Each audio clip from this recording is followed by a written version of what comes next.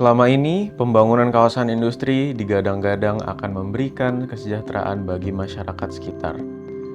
Pembangunan kawasan industri dianggap akan menghasilkan efek tetesan ke bawah. Dengan janji pertumbuhan ekonomi, adanya kawasan industri dinilai akan memberikan peluang, pekerjaan, dan kesejahteraan. Apakah hal tersebut benar adanya? Atau yang terjadi justru sebaliknya?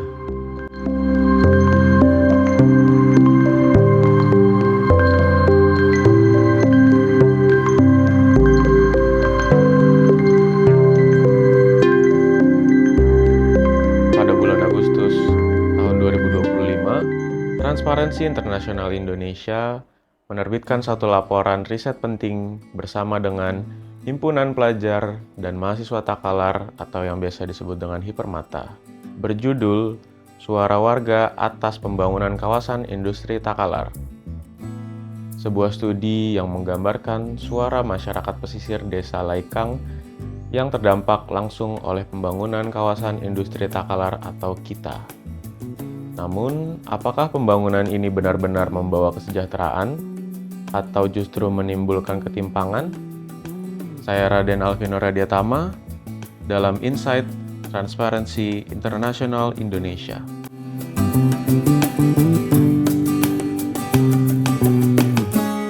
Selama puluhan tahun, masyarakat Laikang hidup dari budidaya rumput laut, perikanan tradisional, dan pertanian.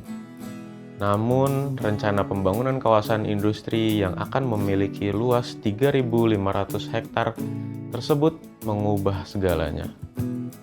Masyarakat khawatir akan potensi hilangnya ruang hidup, sumber penghidupan, serta akses terhadap laut.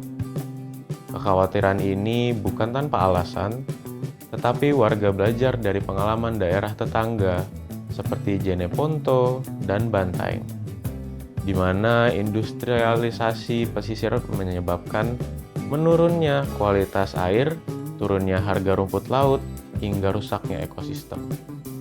Untuk memahami dampaknya lebih dalam, Transparansi Internasional Indonesia bersama Hipermata Takalar melakukan audit sosial selama 3 bulan, yakni sejak Juli hingga Agustus 2025.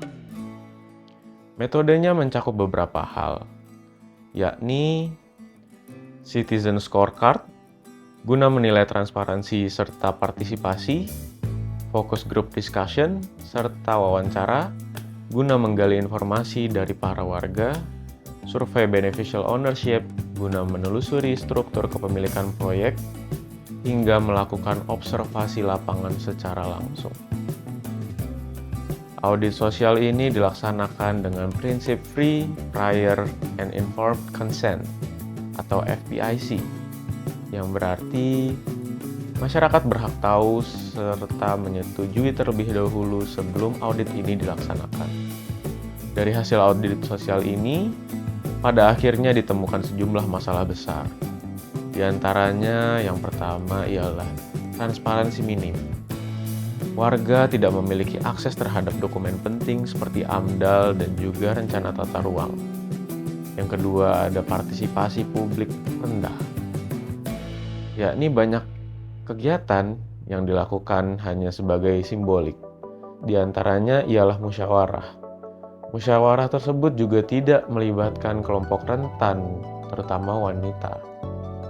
Yang ketiga, ada ancaman terhadap ruang laut dan pesisir. Seluruh nelayan khawatir kehilangan area nelayannya. Petani rumput laut juga takut hasil panenannya menurun drastis.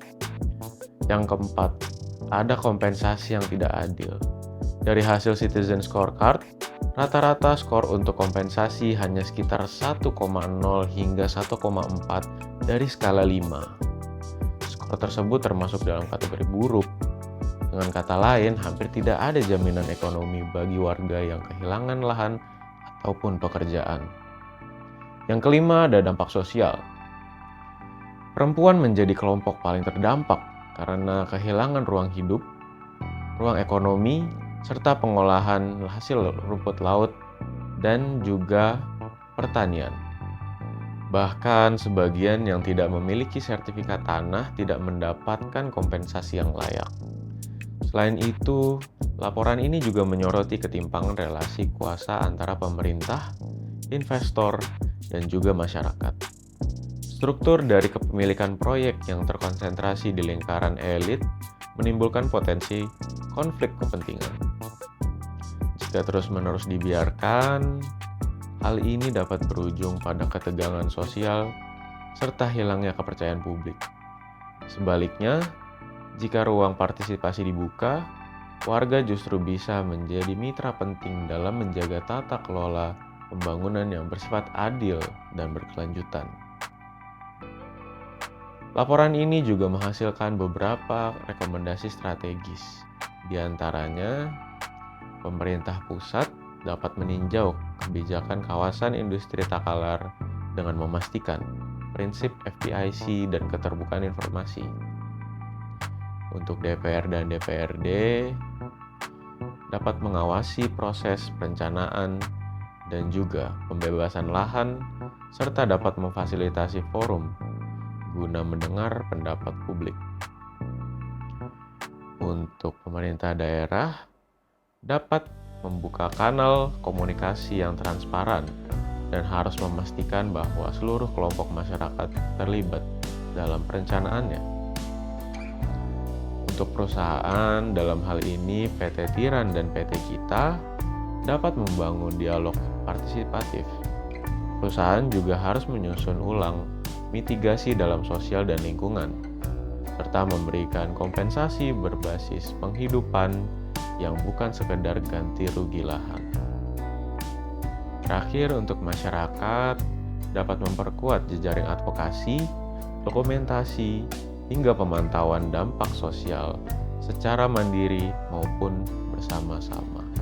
Pada intinya, audit sosial yang dilakukan oleh Transparansi Internasional Indonesia bersama Hipermata Takalar ini menjelaskan bahwa pembangunan yang sejati bukan sekedar tentang investasi dan juga infrastruktur semata, tetapi juga tentang keadilan, keterbukaan, dan juga keberlanjutan hidup masyarakat. Suara warga Laikang bukanlah suatu penolakan terhadap kemajuan, tapi seruan agar pembangunan dijalankan dengan hati serta tanggung.